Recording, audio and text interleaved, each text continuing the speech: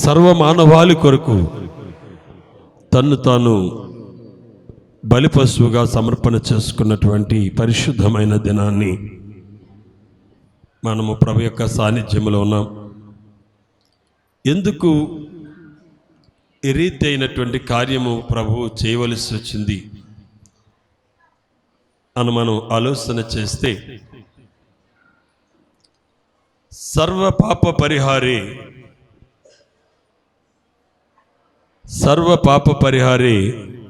రక్త ప్రోక్షణం అవశ్యకం తదరక్తమే పరమాత్మ నపుల్య దాన బలియాగే. మానవుడు పాపము నుండి పరిశుద్ధునిగా తీర్చబడాలంటే రక్త ప్రోక్షణ జరగాలి. తదరక్తమే పరమాత్మ, ఆ రక్తము ఒక పరమాత్ముడిదై ఉండాలి. ఆ పరమాత్ముడు తన రక్తాన్ని ఏం చేయాలి? ఊరికినే ఉచితంగా ఇవ్వాలి. ఈ సృష్టిలో అటువంటి కార్యము ఎవరిలోన జరిగిందంటే అది ప్రభు అయినటువంటి యేసుక్రీస్తు ద్వారా. దేవుని యొక్క వాక్యమును మనం చూసినట్లయితే యోహాను సువార్త 3వ అధ్యాయము 16వ వచనములో, దేవుడు లోకమును ఎంతో ప్రేమించెను కాగా తన అద్వితీయ కుమారి యందు విశ్వాసముంచిన వారు, చెప్పమ్మా, ప్రతివాడు నశింపక నిత్య జీవం పొందినట్లు ఆయనను అనుగ్రహించెను. తండ్రి మనలను ప్రేమించి మనలను తన యొద్దకు చేర్చుకోవటం కోసం తన ప్రియ కుమారుడైనటువంటి యేసుక్రీస్తు ప్రభులు వారిని ఈ లోకానికి పంపించారు. యేసుక్రీస్తు ప్రభుని ఈ లోకానికి పరిచయం చేస్తున్నటువంటి మరి బాప్తిసమిచ్చు యోహాను ఆయనను గూర్చి మాట్లాడుతున్నటువంటి మాట ఏంటంటే, యోహాను సువార్త 1వ అధ్యాయము 29వ వాక్యము, మరునాడు యోహాను యేసు తన యొద్దకు రాగా చూసి, ఇదిగో లోక పాపమును మోసుకొని పోవు దేవుని గొర్రె పిల్ల. గాడిదను విడిపించాలంటే గొర్రె పిల్ల ఏమవ్వాలి? బలి అవ్వాలి. నీ విడుదల పొందాలంటే నీకోసము ఆ ప్రభు బలి అవ్వాలి.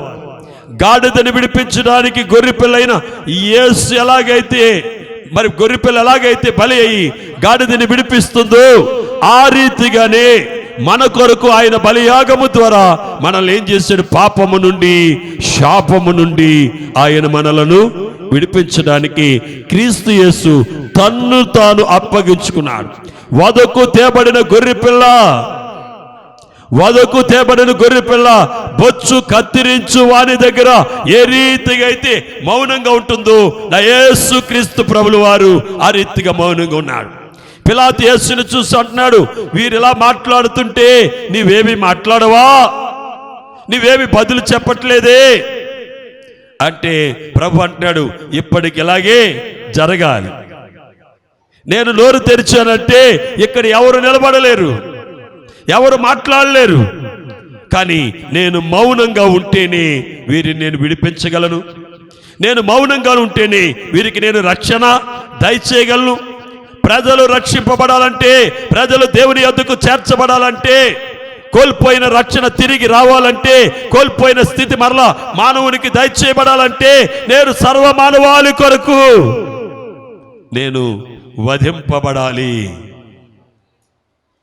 యేసుక్రీస్తు జన్మించినప్పుడు ఆయన జన్మకు కారణమైనటువంటి సాధనముగా వాడుకున్న మరియమ్మ గారిని బట్టి యాషోబుతా దూత అంటుంది, మరియను చేర్చుకోవడానికి నువ్వు భయపడొద్దు.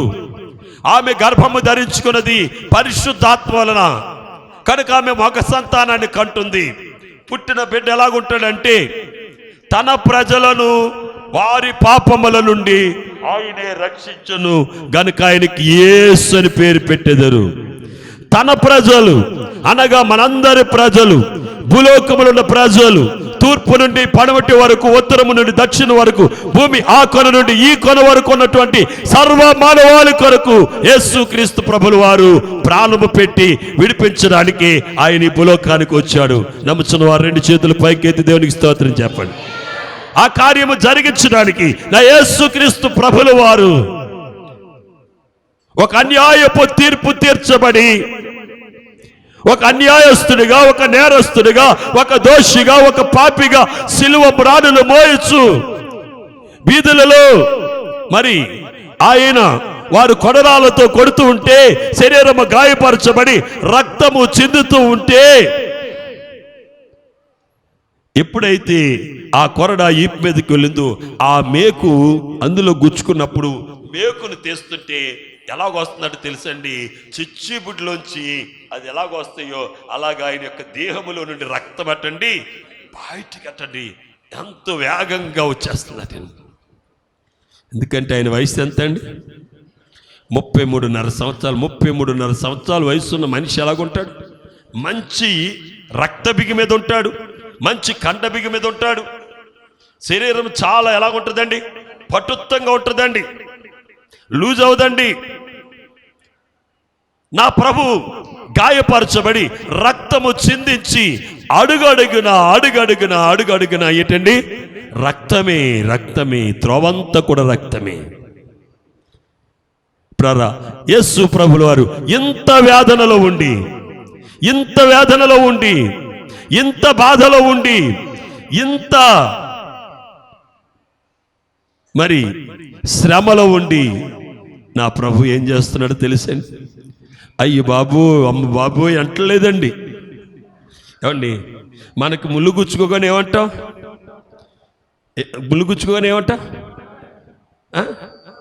బాబాయ్ అంటాం, అమ్మాయి అంటాం, కెవ్వ అంటాం, కైమ అంటాం. కాలు భూమి మీద ఎట్టమండి. కానీ నా యేసుక్రీస్తు ప్రభుల వారు ఈ వేదనలో కూడా ఆయన ఏం చేస్తున్నాడో తెలుసండి? మొదటి మాట చెప్తూ ఉన్నాడండి. యేసయ్య ఏం చేస్తున్నాడు? మొదటి మాట ఆ మాట ఏంటో తెలుసండి? తండ్రి, వీరేమి చేయుచున్నారు, వీరెరుగరు, వీరిని దయతో క్షమించమని. ఇదేంటండి? ఇదేంటి ప్రార్థన? ఇదేంటి విజ్ఞాపన? ఎవరి కోసమయ్యా? నీ శిష్యుల కోసమా? కాదే. నీ తల్లి కోసమా? కాదే. నీ కోసమా? కాదే. సార్వత్రిక సంఘం కోసమా? కాదు. మరి ఎవరి కోసం ప్రార్థన చేస్తున్నారు? ఆయన శత్రువుల కోసము. ఎవరి కోసమండి? ఆయన శత్రువుల కోసము. యేసు ప్రభు అన్నాడు, నేను ఒక కొత్త బోధన చేస్తున్నాను. ఇంతకు ముందు మీరు విన్నారు కదా, శాస్త్రులు పరిచయాల బోధన మీరు విన్నారు. ఇప్పుడు నా బోధ వినండి. నేను చెప్పే మాట ఏంటంటే, మీ శత్రువులను చెప్పండమ్మా, ప్రేమించుడి, మిమ్మల్ని హింసించే వారి కొరకు ప్రార్థన చేయండి. మీ శత్రువులను మనం ఏం చేయాలి?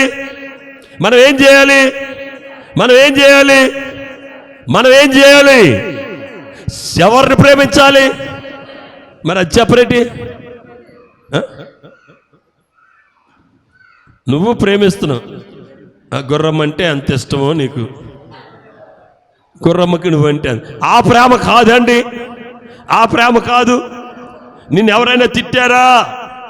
నిన్నెవరైనా బాధ పెట్టారా? నీకెవరైనా కష్టం కలుగజేశారా?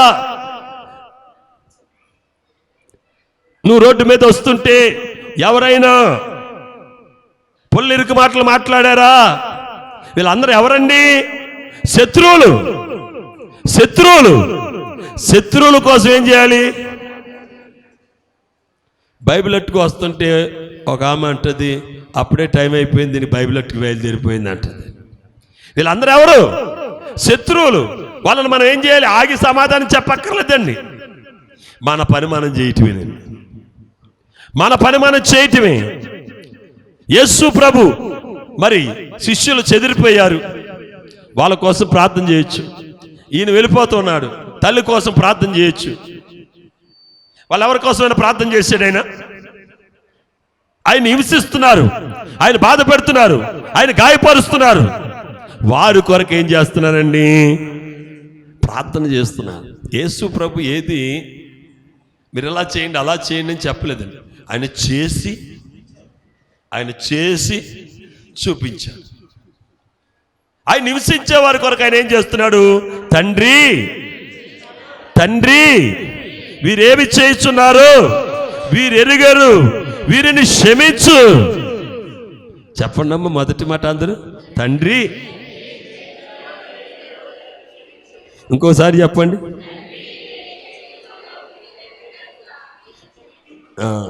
ఎవరు చెప్పారు? యేసు ప్రభు చెప్పాడు. యేసు ఏం చెప్పాడు? వీరేమి చేస్తున్నారో వీరు ఎరుగరు కనుక వీరిని క్షమించు అని ప్రార్థన చేశాడు. నీవు కూడా నీ శత్రువు కొరకు నువ్వేం చేయాలి? ప్రార్థన చేయాలి. నిన్ను హింసించే వారి కొరకు ఏం చేయాలి? ప్రార్థన చేయాలి. నిన్ను బాధ పెట్టే వారి కొరకు ఏం చేయాలి? ప్రార్థన చేయాలి. మనం అందరికీ ఎలాగ ఉండాలి తెలుసండి? కావలసిన వారిగానే ఉండాలి. అందరూ కూడా మనకు కావాలనుకునే మనం ప్రార్థన చేయాలి. ఒక నిజ క్రైస్తవునికి ఎవరు ఉండరండి? శత్రువులు ఉండరు. నిజంగా యేసు ప్రభుని బంధించడానికి వచ్చిన వారు యేసు ప్రభుకి శత్రువా మిత్రుడా? యేసు ప్రభు ఏం చేశాడు? వాడికి మేలు చేశాడు లేదా? స్వస్థపరిచాడు. ఎప్పుడైతే ఆ చెవి తీసి ఇక్కడ పెట్టాడో వాడు ఇంకేం చేశాడు? మారిపోయాడండి. మారిపోయి ఏం చేశాడు? యేసుకి సంఖ్యలేయటం మానేశాడండి. యేసుతో పాటు నడిచెళ్ళారు. ఈయనకి నేను సంఖ్యలు వేయాలా? ఈయన వెళ్ళిపోవాలంటే నేను అసలు ఆపగలనా? ఈయన నన్ను తప్పించుకుని వెళ్ళిపోవాలంటే ఈయన ముందు నేను నిలబడగలనా? నా చెవినే తీసి ఇక్కడ పెట్టాడంటే నా ప్రాణాన్ని తీయలేడా? ఆయన మాట చెప్తే చాలు నా ప్రాణం పోద్ది. ఆయన యుద్ధం చేయక్కర్లేదు, పీకట్టుకు అక్కర్లేదు. మనం ఎవరైనా మనకి శత్రువులు ఉన్నారు వాళ్ళు పీకట్టుకు అక్కర్లేదండి. దేవుడే వాళ్ళకి బుద్ధి చెప్పేస్తాడండి. వాడు దినములను ఏం చేస్తానన్నాడు? తక్కువ చేస్తానన్నాడు. వాడు ఆయుష్ను తక్కువ చేస్తానన్నాడు. అర్థమవుతుందా ప్రియమైనటువంటి వాళ్ళారా? కనుక మనం ఎప్పుడు కూడా ఏం చేయాలంటే ప్రభు ఏదైతే చేశాడో అది మనం చేయాలి. యేసు ప్రభు ఈ మాట చెప్పి ప్రార్థన చేస్తున్నప్పుడు ఆయన పరిస్థితి ఏంటో తెలుసండి? యేసు ప్రభు ఈ మాట చెప్పినప్పుడు ఆయన పరిస్థితి ఏంటో చెప్పండి. ఒక భుజం మీద సిలువ ఉందండి. భుజం మీద ఏముంది? సిలువ ఉంది. శరీరం మీద వస్త్రాలు లేవండి. ఏమి లేవు? వస్త్రాలు లేవండి. అంగోస్త్రం తప్పేమీ లేవు. కొరడాలతో కొడుతున్నారు. మేకెళ్ళి శరీరం మీద తగిలితే దాన్ని గట్టిగా లాగుతున్నారు. అది లాగినప్పుడు ఏం చేస్తాం? 1/4 kg కన్నట్టుకు వచ్చేస్తుంది. దాన్ని మేకు మామూలుగా ఉంటుందా? 1/4 kg కన్ని పనసుతోనే మనం ఎలాగైతే చేస్తామో పేడిని అలా చేసుకొచ్చేస్తున్నాయి. గాయాలు. ఇంత వేదనలో ఉండి, ఇంత బాధలో ఉండి శరీరం మీద చిన్న ఆపరేషన్ చేయాలంటే డాక్టర్ గారు ఏం చేస్తారు? మత్తి ఒకటి ఆపరేషన్ చేయమనండి. మత్తి ఒకటి ఆపరేషన్ చేయించుకోగలవా? చేసేవాడు చేయగలుగుతాడా? చేయలేడండి.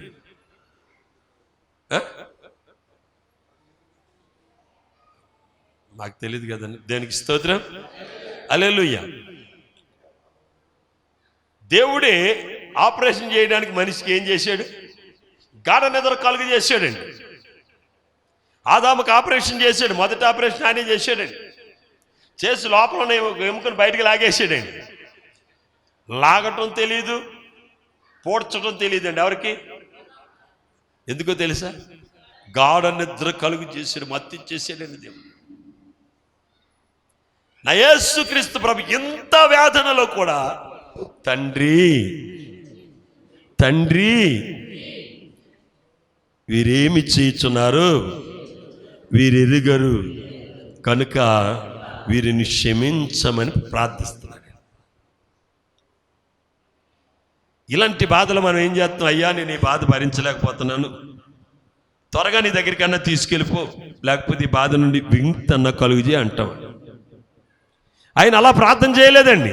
తన కోసం, తన శిష్యుల కోసం, సంఘం కోసం, తల్లి కోసం, ఎవరి కొరకు ఆయన ప్రార్థన చేయలేదు. ఆయన హింసించి, ఆయన బాధ పెట్టి, ఆయనను సిలువకు అప్పగించిన మనుషుల కొరకు ఆయన ఏం చేస్తున్నాడు? ప్రార్థన చేస్తున్నాడు. ఎందుకు ఇలా చేస్తున్నాడంటే, నీవు నేను ఈ మాదిరిని కలిగి ఉండాలి. మనలో ఈ మాదిరి ఉంచటం కోసం, తండ్రి వీరేమి చేస్తున్నారు, వీరెరుగరు, వీరిని క్షమించమని ఆయన ప్రార్థన చేశాడండి. ప్రార్థన చేసిన తర్వాత ఆయన ఎక్కడికి తీసుకొచ్చారు తెలుసండి? కపాలం అనబడిన స్థలము, గొలగొతా స్థలములో కపాలం అనేటువంటి ఒక ప్రదేశానికి. దీనికి ఎందుకు కపాలం అని వచ్చింది తెలుసండి? ఈ కొండ ఎలాగుంటుందటండి, మానవుని యొక్క పురి ఎలాగైతే ఉంటుందో అలాగుంటుంది. మానవుని పురి ఏ రకంగా ఉంటుంది, ఇది ఆ రకంగా ఈ గొలగొతా కొండ ఉంటుంది. ఈ కపాలం అనే స్థలానికి యేసు ప్రభుని ఎలా తీసుకొచ్చారంటే, సిలువతో పాటు తీసుకొచ్చేసారు. ఈయన మీద ఉంచబడిన సిలువ ఏంటో తెలుసండి? లోక పాపములు. ఈయన ఎవరు? యేసు ప్రభు వస్తుండగా యోహానికి యేసు గురించి తెలుసా? అంతకుముందేమో ఆయన అద్భుతాలు చేయలేదు కదా. వీళ్ళిద్దరు ఎక్కడైనా కలుసుకున్నట్టు ఎక్కడైనా ఉందా? ఏమండి, యేసు క్రీస్తు యోహాను కలుసుకున్నట్టు ఎక్కడైనా లేదండి.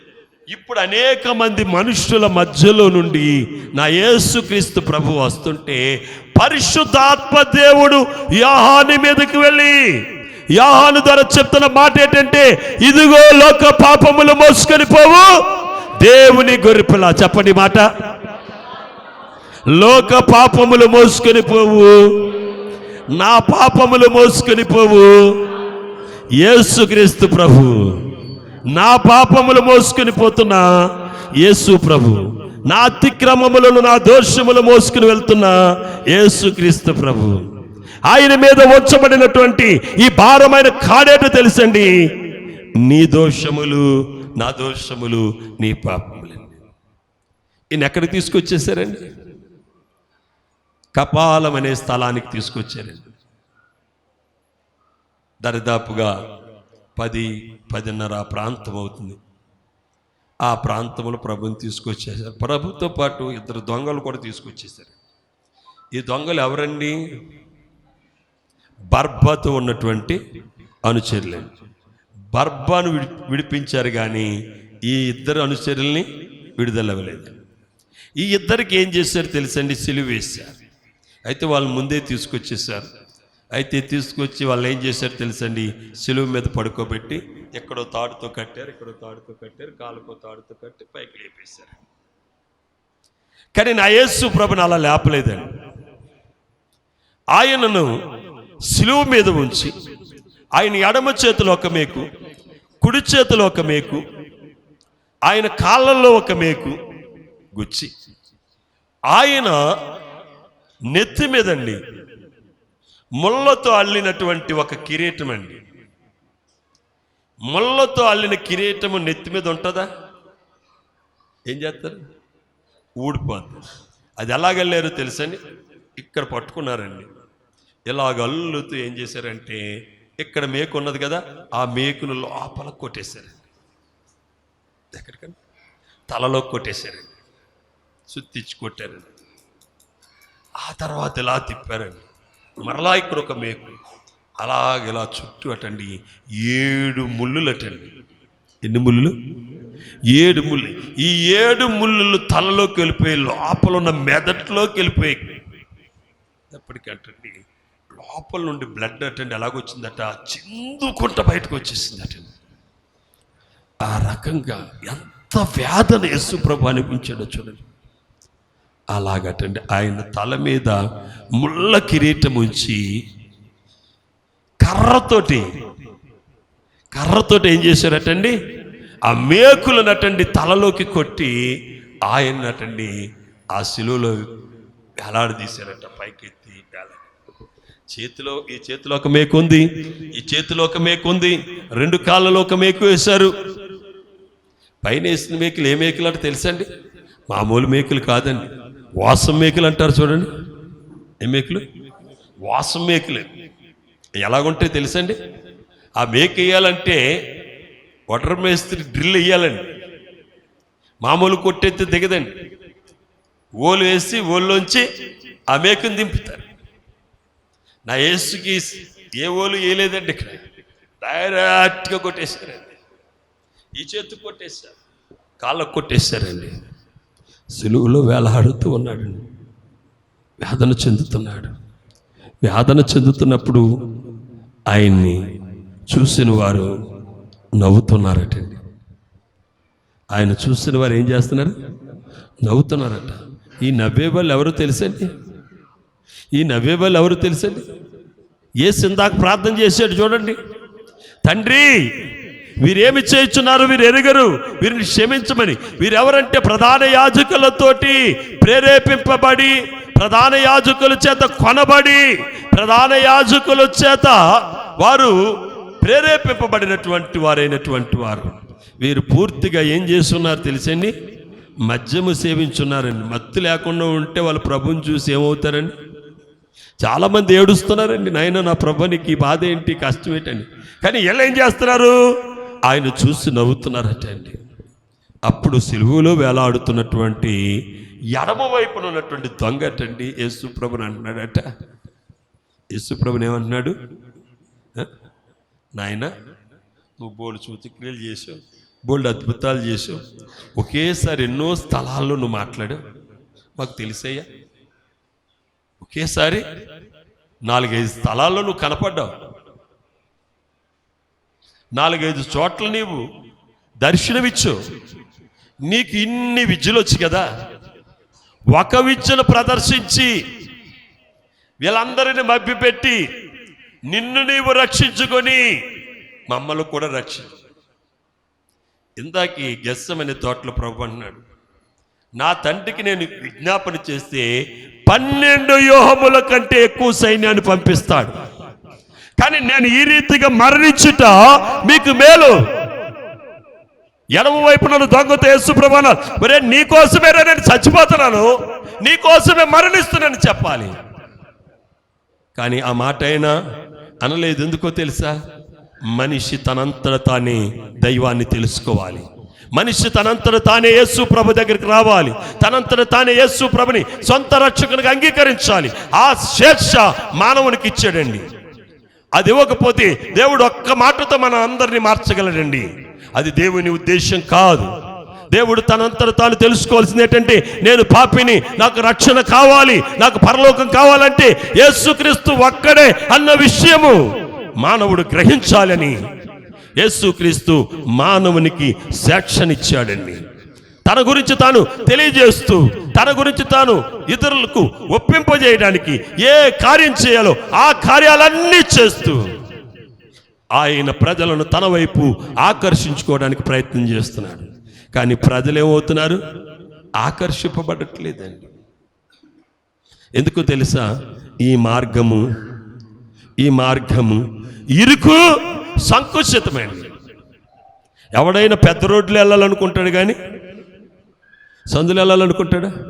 కానీ సందులో వెళ్ళేవాడు ఎక్కడికి వెళ్తాడటండి? ఒక పెద్ద రాజ్యానికి వెళ్ళిపోతాడటండి. పెద్ద రాజ్యానికి వెళ్ళిపోతాడటండి సందులో వెళ్ళేవాడు. ఇరుకు మార్గము తుదకది ఎక్కడికి నడిపిస్తుందటండి? దేవుని రాజ్యములోనికి నడిపిస్తుంది. విశాలమైన మార్గము అది తుదకి ఎక్కడికి తీసుకువెళ్తుంది? నరకములోనికి తీసుకువెళ్తుంది. నరకము. అక్కడ అగ్ని ఆరదు, పురుగు సావదండి. అగ్ని ఆరని, పురుగు సావని ఆ ప్రదేశానికి నువ్వు వెళ్ళాలనుకుంటే నువ్వు దేవుని దగ్గరికి రావక్కర్లేదు. కానీ ఇక్కడికి వచ్చావంటే నువ్వు గ్రహించవలసింది, యేసు ప్రభుని నీ సొంత రక్షకునికి అంగీకరించి ఆయన నీతో ఏదైతే చెప్పాడో ఆ కార్యాన్ని నువ్వు జరిగించాలి. మొదటి కార్యం ఏంటంటే, నిన్ను వలె నీ పొరుగువాడిని నువ్వు ప్రేమించాలి, నీ శత్రువుని నువ్వు ప్రేమించాలి. రెండవదిగా మనం చూసినట్లయితే, యేసుక్రీస్తు ప్రభువు తన యొద్ద ఉన్నది ఆయన ఇతరులకు పంచి ఇస్తున్నాడు. అదేంటంటే రక్షణ.